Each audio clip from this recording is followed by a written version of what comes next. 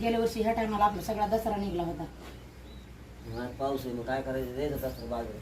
काढू का सगळे कपडे बाहेर? काढ ना. आधी तू काय म्हणतो तसं झालंय. दसरा काढावा. दवाखाना इथं आणा. दसरा काढून दवाखाना आणावा इथं. ती झालं दवाखान्याचं झालं व माय. दसरा कुठं काढणार आहेस रे? उगा लागली सांगायला. बघ ना इथं हाय का ऊन तरी.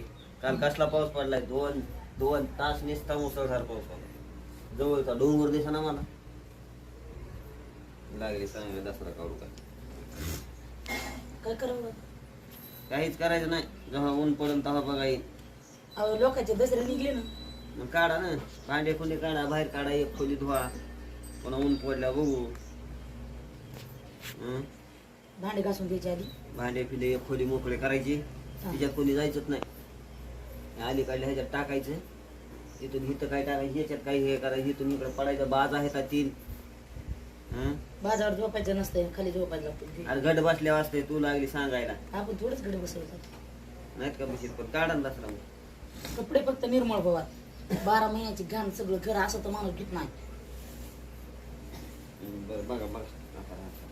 आता पाऊस काय अजून 15 दिवस उघडत नाही. 15 दिवस कारखान्याला गेल्यावर काढायचं का दसरा? 15 दिवस जेव्हा कारखान्यात कपड्याचा गाड्या, वास यायला लागला सगळा मरणाचा आंबट चिर.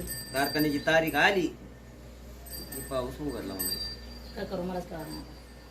तुला काय करा, मला विचारायला गेली तू.